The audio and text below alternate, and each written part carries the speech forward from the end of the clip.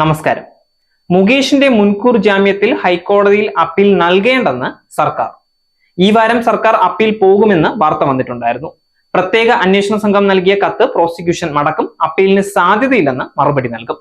അന്വേഷണ ഉദ്യോഗസ്ഥർ ആവശ്യപ്പെടുമ്പോൾ ചോദ്യം ചെയ്യലിന് ഹാജരാകണമെന്നും തെളിവെടുപ്പിനായി പ്രത്യേക അന്വേഷണ സംഘവുമായി സഹകരിക്കണമെന്നും കോടതിയിൽ നിന്ന് മുൻകൂർ അനുമതി വാങ്ങാതെ സംസ്ഥാനം വിട്ടു പോകരുതെന്നും ഉപാധികളോടെയാണ് മുകേഷിനും ഇടവേള ബാബുവിനും കോടതി മുൻകൂർ ജാമ്യം അനുവദിച്ചത്. മുകേഷിന്റെ മുൻകൂർ ജാമ്യത്തിൽ ഹൈക്കോടതിയിൽ അപ്പീൽ നൽകേണ്ടെന്ന് സർക്കാർ ഈ തീരുമാനമെടുത്തിട്ടുണ്ട്.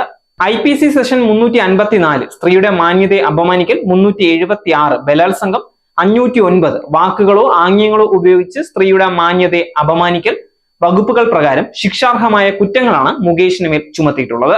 2009 സിനിമയിൽ അവസരവും association of Malayalam movie artist അംഗത്വവും വാഗ്ദാനം ചെയ്ത് മുകേഷ് ഇരയെ ലൈംഗികമായി ചൂഷണം ചെയ്തുവെന്നാണ് ആരോപണം.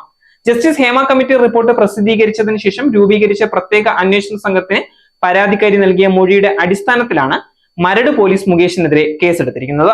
നടൻ ഇടവേള ബാബുവിനെതിരെയും IPC സെഷൻ 376, 354, 506 എന്നീ വകുപ്പുകൾ ചുമത്തി കേസെടുത്തിട്ടുണ്ട്.